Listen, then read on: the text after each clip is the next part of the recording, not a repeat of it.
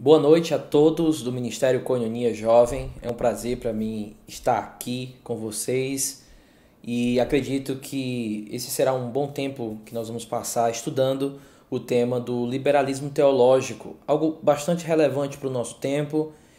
O entendimento de todas essas coisas vai meio que abrir uma perspectiva sobre o nosso tempo, talvez de uma maneira mais rica, talvez de uma maneira mais ampla, tendo em vista que quando nós olhamos para a história, quando nós colocamos o nosso olhar para trás, nós podemos aprender muito, tanto como nós chegamos até aqui, qual é o motivo de estar onde estamos, como também para não repetir os mesmos erros ou ter um pouco da noção de como encarar alguns inimigos modernos que nós estamos vivendo no nosso tempo. Então, essa palestra basicamente ela vai ter um olhar de um ponto de vista teológico para a história. Eu não vou basicamente falar muito de personagens, datas, eventos. Eu vou me deter mais na questão teológica, na questão da perspectiva bíblica. E, claro, nós vamos tocar em alguns pontos da história, mas o nosso foco vai ser mais teológico. Então, o nosso assunto, ele meio que vai nos dizer como encarar os inimigos do nosso tempo, como olhar para o inimigo do nosso tempo e como perceber um pouco de como a igreja deve viver à luz desse tipo de pensamento, que é um pensamento que nós chamamos de liberalismo teológico. O que é isso? O que significa isso? Quais são as características? Quais são as marcas do liberalismo teológico? É tudo isso que nós vamos ver. Então, antes de começar, deixa eu dar um pouquinho do esboço de como será nosso tempo aqui. Primeiro, eu vou começar citando um texto de A.W. Tozer. Nós vamos dar uma olhada nesse texto. Nós vamos tirar algumas conclusões desse texto de A.W. Tozer. E depois disso, nós vamos para um segundo momento onde nós vamos estar olhando as características do liberalismo teológico. E por último, nós vamos olhar os resultados do liberalismo naquilo que nós chamamos de antinomismo ou um estilo de graça que não transforma, é uma graça barata, que é um resultado direto do liberalismo teológico. Então, basicamente, esse será o nosso caminho que nós vamos traçar nessa noite. A frase de A.W. Tozer, ela diz o seguinte: a nova cruz não destrói o pecador, redireciona-o, aparelha-o para um modo de viver mais limpo e mais belo e poupa o seu respeito próprio. Essa primeira parte da frase tem uma coisa interessante, ele diz, a nova cruz, então ele chama de esse novo momento pragmático de pregadores do coach, poderíamos colocar assim, sendo um pouco anacrônico, de a nova cruz. Só que a grande característica da nova cruz é que ela não destrói no sentido dela tirar a velha vida, arrancar do pecador aquela velha natureza, ou tratar aquela velha natureza, não. A grande característica da nova cruz, ao contrário, é que ela apenas redireciona. Só que ela redireciona o pecador para, e ele diz, um modo de viver mais limpo e mais belo, e o final da frase diz, e poupa o seu respeito próprio. E ele continua e ele diz o seguinte, aquele que é autoafirmativo, ela diz, venha e afirme-se por Cristo.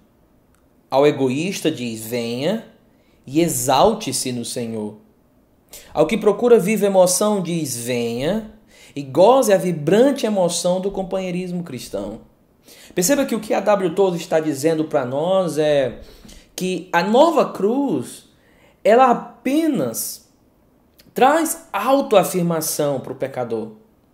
Dependendo do que ele necessitar, dependendo de qual seja aquela questão da sua alma, o que a nova cruz vai fazer é apenas passar a mão naquilo, é apenas, talvez, afirmar mais ainda os pecados dele. Ele diz assim, olha, venha, e tudo aquilo que você acha que você precisa, você vai encontrar em Jesus. A grande questão é que aquilo que um pecador acha que precisa, um pecador que não foi tocado pelo arrependimento em Cristo, ele não acha que precisa de abandono dos seus pecados. Ele não acha que precisa de abandonar tudo. Apenas o que ele acha é que ele precisa talvez de um momento onde a alma dele vai ser acariciada, onde ele vai apenas ter momentos de emoção, picos de emoção. E a W12 continua: a mensagem cristã sofre torção na direção da moda em voga, para que se torne aceitável ao público. Olha o que ele diz, ó. A mensagem cristã sofre torção na direção da moda em voga. Se existe algo na moda, lá está na nova cruz. Se existe uma nova parada do sucesso, a nova cruz corrompe tudo que for verdade para poder se adaptar àquela nova parada de sucesso. O alvo da nova cruz, a W12 vai dizer, é que ela quer se tornar aceitável ao público. Então ele diz o seguinte: a filosofia que está por trás desse tipo de coisa pode ser sincera, mas sua sinceridade não a faz menos falsa. É falsa porque é cega. Falta-lhe por completo todo o significado da cruz. Às vezes as pessoas dizem, mas a pessoa é tão sincera, mas ele está tendo aquele momento de experiência da nova cruz com aquelas mensagens puramente de massagem no ego, e diz assim, mas ela é tão sincera. Ok, ela é sincera, mas a sua sinceridade, a W12 diria, não a faz menos falsa. É falsa porque é cega. E porque é cega, o motivo por trás disso é falta-lhe por completo tudo aquilo que significa a cruz de Jesus. E aí ele continua e ele diz o seguinte: a antiga cruz é um símbolo de morte. A cruz não fazia acordo, não modificava nada e nada poupava. A cruz não fazia acordo, não modificava nada e nada poupava. Eliminava o homem completamente e para sempre. Aí a W12 continua: Deus oferece vida, não porém uma velha vida melhorada. A vida que ele oferece é vida posterior à morte. É vida que se mantém sempre no lado oposto ao da cruz. A vida que Jesus oferece é uma vida que, depois da cruz, tem que passar pela cruz. E não é uma velha vida melhorada. É uma vida transformada. É uma vida que tem que passar pela morte. É uma vida do lado oposto ao da cruz.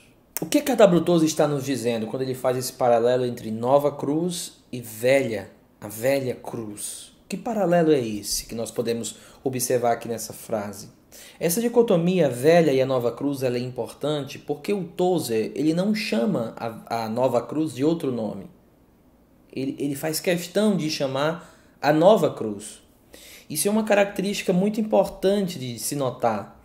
Porque no nosso tempo o evangelho, que é fruto basicamente do liberalismo teológico, ele possui uma linguagem cristã.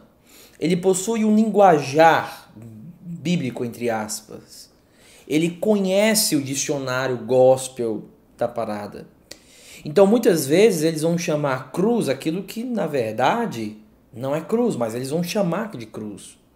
O que significa que nós vivemos num tempo onde o centro do cristianismo ele está sendo atacado. Que é justamente esse ataque, ele é um ataque que passa por uma redefinição de termos, de conceitos e assim por diante. O que nós podemos observar aqui? Que a nova cruz ela é pragmática. E o que seria o pragmatismo? O pragmatismo seria de que a noção da vida, o significado da vida, do valor da vida, é determinado pelas consequências práticas. Ou seja, se aquilo dá certo, se aquilo está funcionando em termos práticos, no sentido, se está trazendo uma multidão, não importa se existe um padrão anterior que determina o que é certo e errado. O que determina o que é certo e errado é se isso mostra números, pragmatismo, seguidores,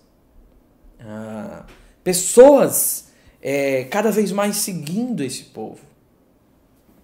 O que nós estamos então vendo é uma dicotomia entre a nova cruz e a velha cruz. O que é que isso tem a ver então com o liberalismo teológico? Qual é a relação disso com o nosso tema?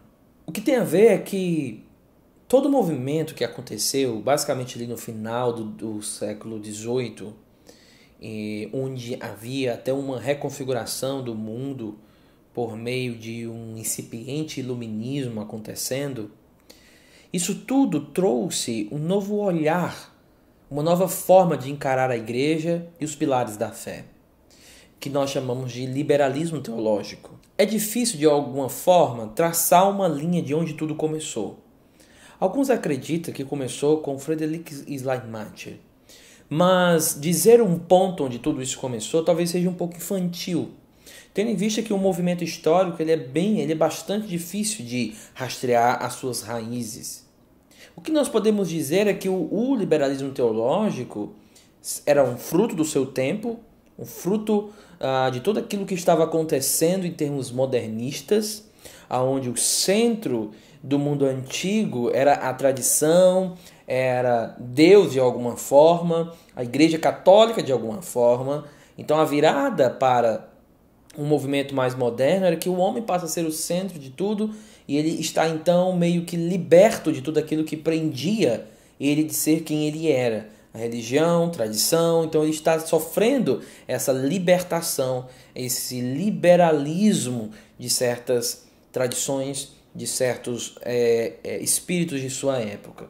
Então, o liberalismo teológico, esse movimento teológico, ele é diversificado, ok? É difícil reconhecer a sua origem, mas a ideia era uma reconfiguração do cristianismo tradicional. Isso passa por algumas coisas que nós vamos ver já, mas passa, por exemplo, uma rejeição da tradição. Geralmente, no liberalismo teológico, qualquer tipo de tradição é rejeitada, sendo credos, confissões e etc.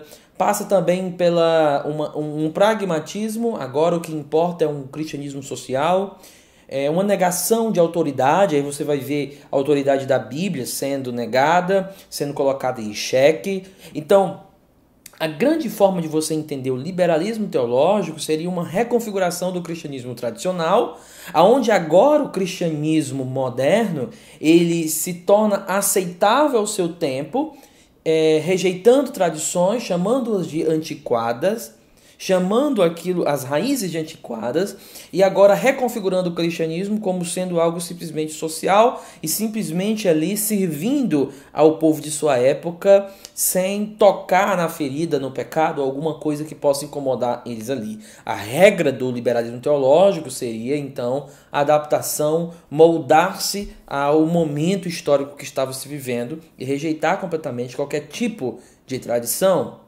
O que é mais importante entender, antes de entrarmos nas marcas do liberalismo teológico, é que ele possui duas espécies de motivação, se nós poderemos colocar assim. É uma motivação hermenêutica e outra motivação sociológica. Se você pegar todas as marcas que nós vamos falar já, fruto então de uma tentativa de mudar a velha cruz para a nova cruz, você vai observar que a motivação era hermenêutica, era uma forma de ler a Bíblia. E essa forma de ler a Bíblia, ela não era mais baseada na tradição recebida, como eu já falei, mas num novo espírito de leitura, de tal forma que aquilo que eu não encontrasse que falasse do meu tempo, ou aquilo que eu encontrasse que falasse contra o meu tempo, deveria ser rejeitado. Então a leitura ela se tornou picotada da Bíblia, se fosse colocar em termos assim bastante simples. Mas não só isso, tinham compromissos sociais. Então a igreja que tinha uma motivação mais de coisas eternas, vamos colocar assim, passa a ter agora uma visão extremamente socializada. O que isso significa é que o cristianismo verdadeiro é o cristianismo que dá comida aos pobres. Então você observa que há uma redefinição de tudo aquilo que nós entendíamos como sendo cristianismo. O que é importante entender, então, é que o liberalismo teológico ele tem um compromisso hermenêutico. Ele vai modificar a leitura, a forma de ler a Bíblia, a forma de ler Paulo, a forma de ler João, a forma de ler Pedro, etc. E ele vai modificar de tal forma para poder atingir ou modificar a sua mensagem para ser aceitado ao espírito de sua época. Agora, não se engane, isso não vai ser algo explícito, isso é algo feito com muita boa vontade, 1000 aspas, e sendo extremamente irônico. E essa boa vontade, na verdade, é um abandono da fé. É um abandono de tudo aquilo que chama-se cristianismo ou evangelho verdadeiro. Agora, vamos explicar melhor o que significa esse compromisso hermenêutico e esse compromisso sociológico. Eu vou dar algumas características do liberalismo teológico para vocês. Eu reuni essas características e de algumas obras, você vai poder encontrar essas características em alguns lugares, desde o livro do Gresham Machen, Liberalismo e Cristianismo, que eu indico muito esse livro para que você leia, como também da obra na verdade são 3 volumes, de Dorian, do Dr. Dorian. Ele tem feito um trabalho muito legal nessa área de falar do liberalismo teológico. É um livro que ainda nós não temos em português, mas eu acredito que seja um trabalho riquíssimo, que vasculha as propriedades teóricas de todo o movimento do liberalismo teológico. Ok. Vamos aqui para algumas características importantes, então, do liberalismo. Vamos lá. A primeira, a verdadeira religião não se baseia em autoridade externa. Eu acho que isso é uma das, se não a maior característica do liberalismo. Qualquer tipo de autoridade externa, ela é inválida. Ou seja, para os teólogos liberais, a religião ela não pode ser baseada em uma coisa dada de gerações. Ela tem que ser progressista, ela tem que ser moderna, ela tem que ser adaptável, ela tem que se adaptar às experiências do tempo. Então, há uma rejeição profunda no liberalismo teológico de qualquer tipo de autoridade. E aí nós entramos na questão do relativismo, né? De alguma forma. Então, se nós pegarmos o cristianismo histórico, desde das tradições reformadas, das tradições dos pais da igreja, até mesmo de alguns tipos de teologias místicas, teologias mitopoéticas, nós vamos encontrar que eles sempre se baseavam numa autoridade externa. Sempre era uma autoridade dada. Existia um padrão a qual o homem ali ele se baseava. Mas o liberalismo teológico não. No liberalismo, a ideia é arrancar essas marcas, porque elas não são aceitáveis no seu tempo. Então, se nós pegarmos a ortodoxia reformada, por exemplo, você vai observar que para a reforma, só a escritura é importante.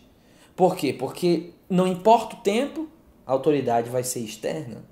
Aí você diz, então eles vão rejeitar a Bíblia? A maior parte dos liberais dos teólogos liberais rejeitam a autoridade da Bíblia. Mas você tem que entender que o novo liberalismo, ele talvez mascare um pouco essa rejeição da autoridade da Bíblia. E nós vamos ver já já como é que isso acontece. Então marque aí. A primeira característica do liberalismo teológico é uma rejeição de qualquer tipo de autoridade externa, porque aquilo que nós chamamos de cristianismo tem que ser progressista, ele tem que ser adaptável, ele tem que mudar.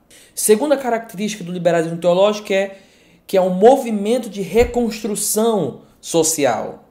O que significa que a teologia liberal, o movimento protestante, ele é orgânico e o seu grande objetivo é procurar um mundo melhor, de todas as formas. Ou seja, ele vai procurar fazer um mundo melhor, e a ideia de mundo melhor seria tirar qualquer tipo de pobreza, de miséria, porque a tirada desse mundo melhor significaria a chegada do reino de Deus. Só que um reino de Deus, basicamente, igualitário, sem miséria, somente coisas materiais. Então, o que nós podemos observar é que a grande acusação do liberalismo teológico seria a seguinte: olha, o cristianismo de tradição antiga, ele é errado porque ele não se importa com as questões sociais. Só que, na verdade, essa acusação de não se importar com as questões sociais, se nós pegarmos o movimento como um todo, não é bem isso. Não é bem isso. O que é estabelecido da tradição é que a igreja tem a sua missão, a igreja tem o seu ponto, a igreja tem o seu alvo. E tudo mais flui disso. O que o liberalismo teológico diz, não, isso é teórico demais. Nós precisamos ter uma ação mais forte e mais social e procurar um mundo melhor. Então, na verdade, para o liberalismo, a igreja ela se torna meio que uma ONG, uma espécie de ajuda social. Ela não tem mais fatores eternos ou de um outro mundo para ensinar. Não. Na verdade, o grande ponto do liberalismo teológico é que nós precisamos ser pessoas do bem, pessoas que ajudam os outros.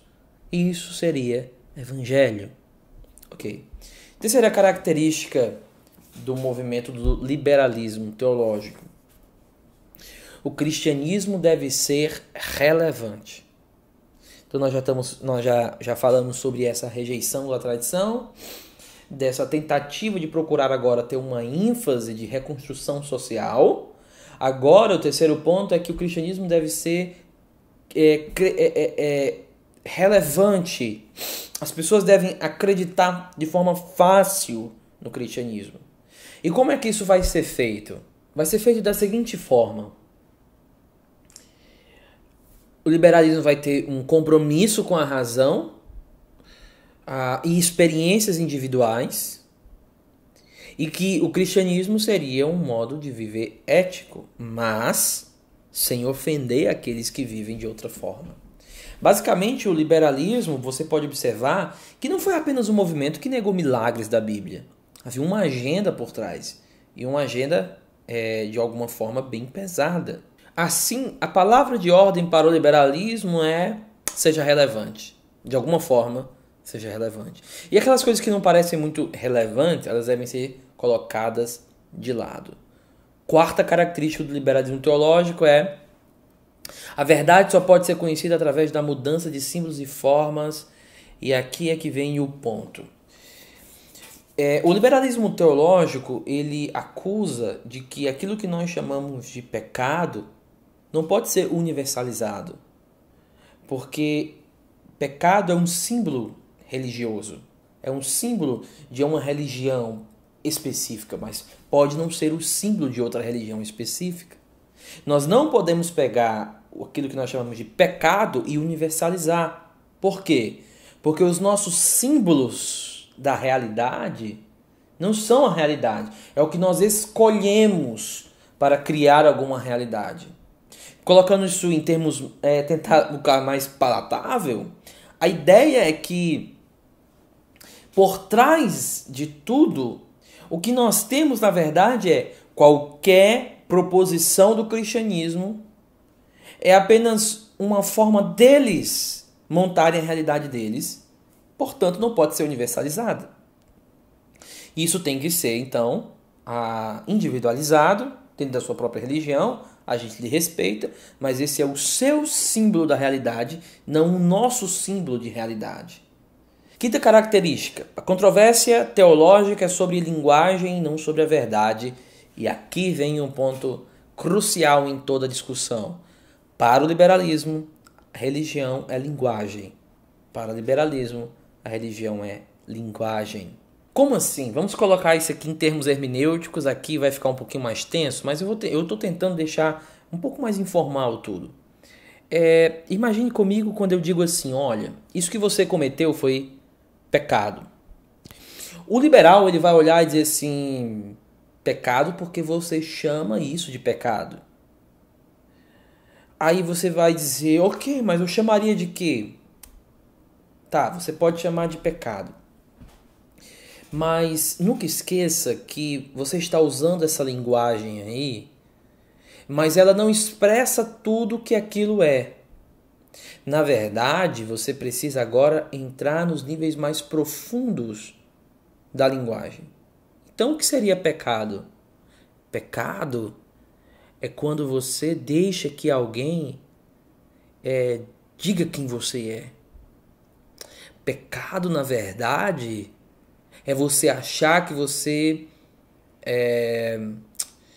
tem que negar sua forma de vida, não. Tem que largar a sua conduta homoafetiva, Não, isso não é pecado. Na verdade, pecado vai ser você negar todos esses instintos. Então o liberal ele vai olhar para toda a linguagem tradicional e vai dizer, não, tudo isso é linguagem. E a sua linguagem ela não expressa tudo aquilo que a religião diz. Na verdade, ela é apenas uma expressão muito fraca do que a religião diz. Nós precisamos calcar níveis mais profundos da linguagem. Então você vai ver alguns liberais sempre discutindo essa questão da linguagem. Por exemplo, eles vão dizer, olha, Deus ele não existe, Deus é.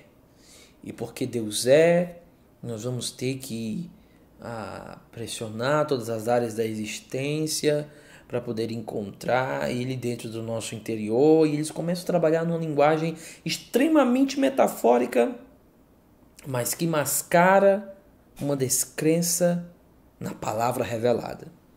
Basicamente é isso que está por trás do liberalismo em relação à linguagem. Na verdade, isso vem desde as obras Foucaultianas, quando a linguagem se torna uma estrutura de poder ou uma ferramenta de poder. Então, o liberalismo ele abraça essa revolução na hermenêutica ou na linguagem, onde nós temos os trabalhos de Derrida proclamando a morte do autor e uma nova ressignificação dos símbolos de um texto, independente do que o autor diz. Não importa mais o que o autor diz, importa agora o que o leitor quer que aquela verdade diga. E essa redefinição de tudo trouxe então uma redefinição na linguagem. E para Foucault, quando alguém diz pai, mãe, isso são ferramentas de opressão que precisam ser tiradas. O liberalismo traz, e agora nós temos no cristianismo moderno uma redefinição de linguagem, uma redefinição de termos, porque é necessário, porque elas oprimem e elas foram feitas para um tempo anterior, e agora nós precisamos de uma nova linguagem para poder não somente alcançar, mas que expresse o espírito da época. Perceba que coisa complexa e, por que não, até infantil. Agora, 6. A precisão histórica dos fatos e eventos bíblicos não é um fator crucial desde que encontremos Jesus nas páginas das Escrituras. Perceba um pouco comigo aqui a ideia dessa sexta característica. Fatos históricos não devem ser considerados verdadeiros, tendo em vista que nós não vemos milagres assim, pragas serem evitadas. Você não vai ver isso. Então a ideia do liberalismo teológico é quando eu olho e vejo fatores históricos, eventos históricos, se eu não vejo isso agora, então isso não existiu naquela época. Se isso está fora do pensamento moderno, então isso não existia também naquela época, é algo inventado. Fatores históricos então da Bíblia devem ser jogados fora. Aquela relação estreita que a fé possui com a história, ela é rompida.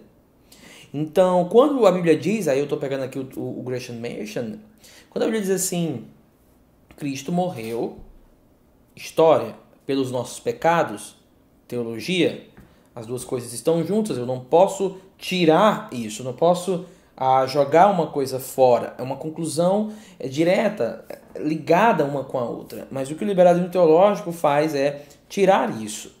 Então a ideia é, basta encontrar Jesus, o verbo divino, que encarnou para ser um símbolo de salvação, tudo aquilo que é histórico, joga fora. Tudo aquilo que é milagres, joga fora. Fica apenas com Jesus. Eles desnudam, eles vão tirando a essência de Jesus, aquilo que apontava para a identidade de Jesus.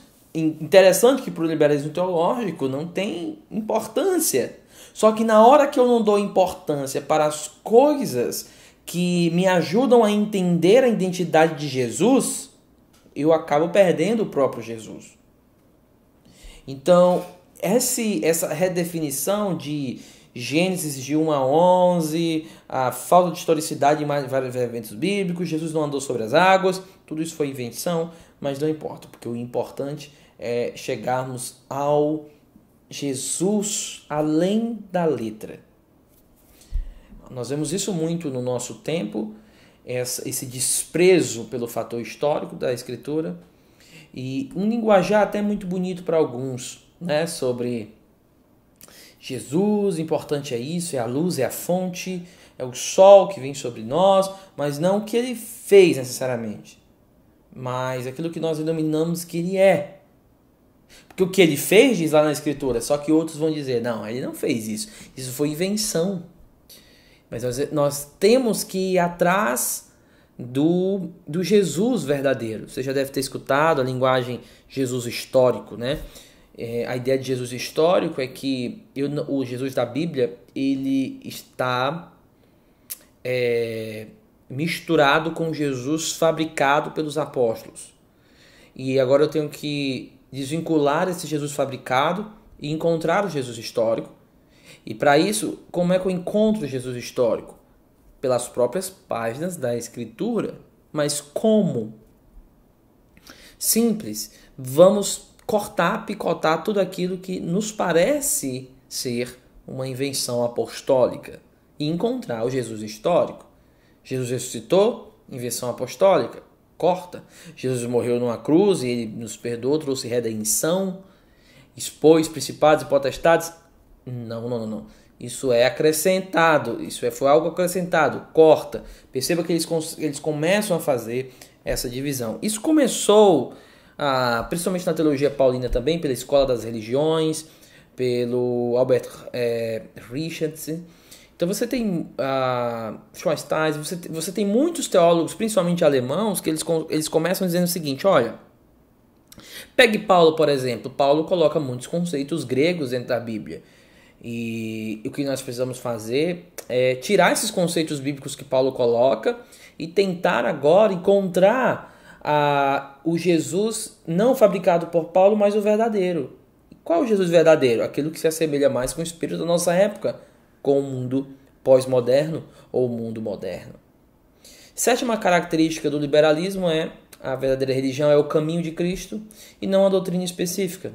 Então eles começam a fazer distinção entre caminho e doutrina, entre experiência e doutrina.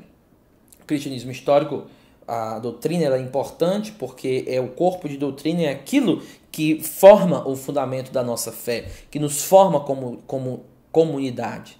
Porque na verdade o que o liberalismo teológico, seus proponentes, pelo menos o resultado deles é uma aversão à comunidade. Então eles individualizam o cristianismo e essa individualização do cristianismo ocasiona um olhar somente para o eu. Então eu não preciso de corpo de doutrina, eu não preciso disso. Por quê? Porque o que importa é a minha relação com Jesus. Só que aí que está a questão. A maneira que Jesus nos deixou para se relacionar com ele foi com o seu ensino, com os seus mandamentos. Segundo, quando eu olho o cristianismo muito individualizado, a minha experiência é que basta. Só que o meu cristianismo, a fé cristã, ela não é individual, ela é comunitária. E uma fé comunitária precisa da sua identidade como um povo. A identidade do povo de Deus é marcada pelo ensino desse povo, pelo ensino que foi dado a esse povo, que define esse povo como povo. Agora, claro, se você for um desigrejado, isso não vai ser importante. Corpo de doutrina não vai ser importante. O que vai ser importante é uma experiência. Por isso que nas consequências do liberalismo teológico você tem igrejas lotadas, onde o momento mais importante é uma experiência individual e não coletiva. É uma experiência entre agora eu fecho os olhos, tudo escuro, e agora só eu em Deus, e aquilo ali, aquela escuridão, nada contra o ser escuro em si, não, eu não vejo tantos problemas, mas a ideia de estar tudo apagado, e o significado do apagado para essas igrejas não é mais uma atenção que deve ser dada a ver a letra, não. O motivo é místico, o motivo é para ter um momento mais a sós com Deus, até quando estão em comunidade. Então você vê isso muito acontecendo, essa divisão entre doutrina e caminho de Cristo. Mas essa divisão, ela não dá. Por quê? Porque na medida em que eu abandono o corpo de doutrina, eu abandono também o meio, o acesso que eu faço para... O acesso que me faz ser povo de Deus e, portanto, que me faz ser corpo de Cristo. Então essas são as características do liberalismo teológico, né? O liberalismo teológico, então, ele basicamente trabalha nessa questão hermenêutica e sociológica.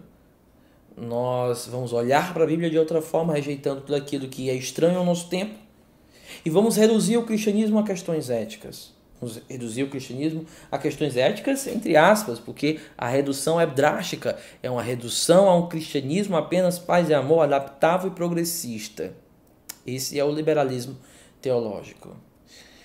O liberalismo teológico, então, ele vai de frente contra qualquer tipo de necessidade de transformação, necessidade de experiência, necessidade de ser transformado, ter perdão de pecados. Isso tudo é rejeitado. Durante durante uma época do meu estudo teológico,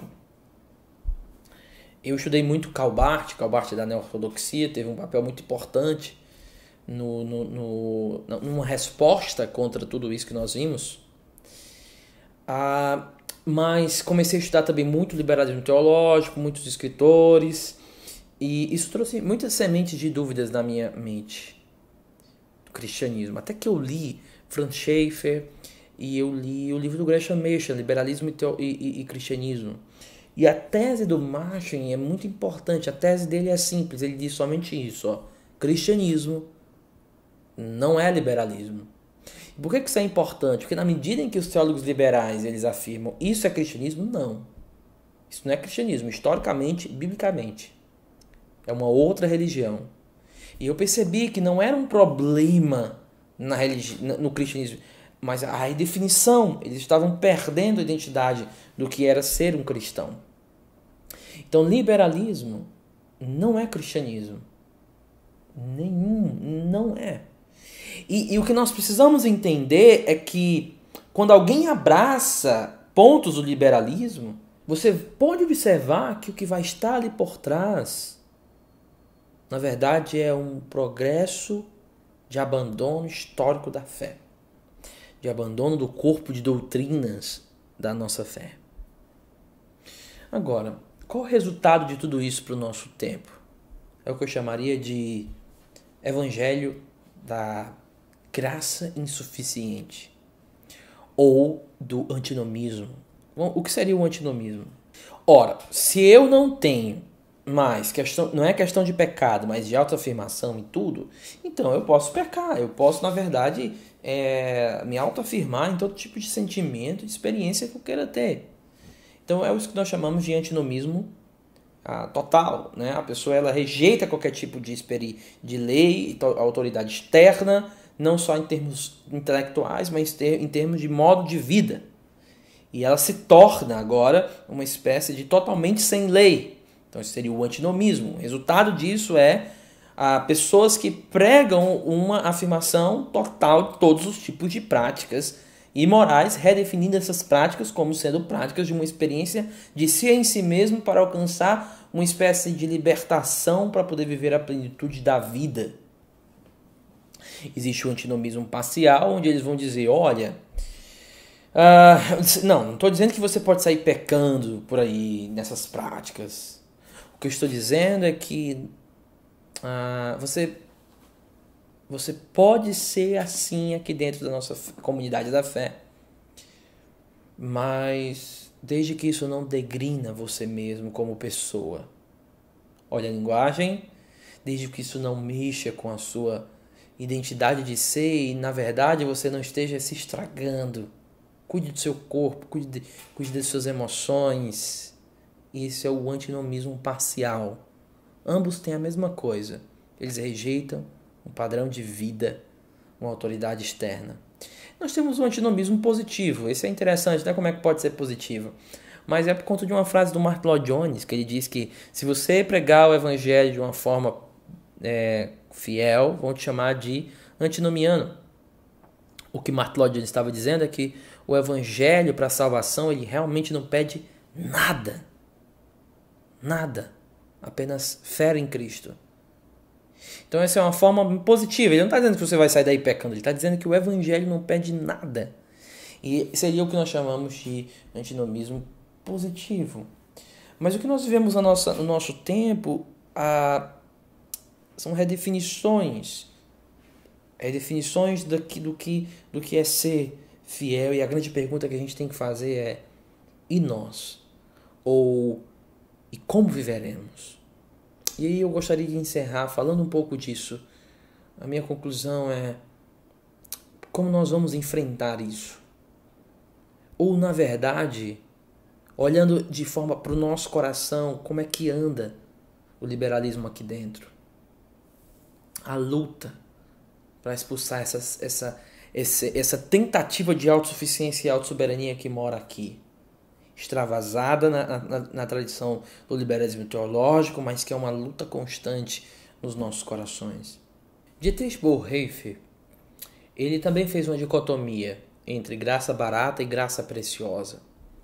E o Bonhoeffer diz o seguinte: a graça barata é a pregação do perdão sem arrependimento. É o batismo sem a disciplina comunitária. É a ceia do Senhor sem confissão dos pecados. É a absolvição sem confissão pessoal. A graça barata é a graça sem discipulado, a graça sem a cruz, a graça sem Jesus Cristo. Essa graça, agora falando da graça preciosa, é preciosa porque chama ao discipulado. E é graça por chamar ao discipulado de Jesus Cristo. É preciosa por custar a vida ao ser humano. E é graça por assim lhe dar a vida. É preciosa por condenar o pecador. E é graça por justificar o pecador. Perceba que a graça é preciosa não porque ela me dá autoafirmação, mas porque ela me chama ao arrependimento e ela me chama ao seguir a Jesus, mas não é apenas seguir a Jesus em termos meramente impessoal. Não, é uma mudança total. É uma mudança que justifica o pecador, que dá graça, que dá vida a ele. Como nós vamos encarar, gente, o liberalismo? Eu diria como a igreja tem encarado todo outro tipo de filosofia. Através do evangelho de Jesus e a sua afirmação e viver esse evangelho de uma forma profundamente convicta. Carregando em seus ombros a história que outros homens carregaram. Uma história de cruz, perseguição, mas carregada em seus ombros, a despeito de qualquer coisa. No Evangelho de João, você percebe que espiritualidade, ela passa por compreender o reino, mas também por ter que nascer de novo para entrar no reino. Mas ao mesmo tempo que essa conexão entre intelecto e experiência, eu devo entender quem é Jesus, mas eu devo ir a Ele, beber da fonte de água viva e do Espírito Santo e a experiência. Mas Jesus diz que quando alguém encontra isso, interessante no Evangelho de João, que é como se ele agora se tornasse uma luz, e ele vai dizer: a luz é perseguida pelas trevas. E o grande ponto que Jesus ensina no Evangelho de João é que nós devemos, como luz, encarar essas trevas. Encarar essas trevas. Como? Com o discipulado e o Evangelho de Jesus Cristo. E o Evangelho de Jesus Cristo vivido em sua profundidade, em sua prática diária, seu viver diário, seu abraçar a vida cristã de forma profunda. E essa profundidade, ela é marcada pela cruz. trazer o evangelho da cruz e fincá-lo nos montes, onde nós estivermos. Por meio da cruz, João Calvino diz, somos despertados à esperança, treinados na paciência, instruídos na obediência e disciplinados no orgulho. O levar a cruz é o nosso remédio e a nossa disciplina. É a construção da convicção no mundo líquido que vai nos manter de pé para testemunharmos com ousadia. Então que essa reflexão não seja apenas uma informação para você guardar, mas que seja um combustível para te dar coragem para vivermos os últimos tempos, os últimos momentos, onde nós vamos ter que gerar em nós mais convicção, mais certeza, um olhar para o horizonte que passe pelo Gólgota e olhe na cruz do Cristo, motivação, mas além disso, o motivo de viver, porque lá na cruz a vida veio, eliminando todos os meus pecados, que me fazia ser condenado diante de Deus, e agora o precioso sangue de Jesus me lava dos meus pecados, mas também me dá vida para viver agora como luz no mundo. Que Deus construa convicção em nós. Uma convicção que é pautada na cruz. Uma convicção que tem coragem de ser alguém intrépido, para olhar para o novo modismo e dizer, não, eu tenho uma história, eu tenho raízes. E a minha história, a minha raiz, ela não chega agora, ela não veio do nada, ela é fincada na esperança do Gólgota, mas também os ramos perpassa por homens e mulheres de Deus que entregaram a sua vida pela verdade de Jesus Cristo. Que essa seja a nossa convicção como filhos de Deus. Essa é a minha mensagem, é isso o nosso tempo aqui. Eu espero que tenha sido proveitoso para você. Que Deus abençoe. Muito obrigado pelo convite e nos vemos no próximo ano, se Deus permitir. Deus abençoe.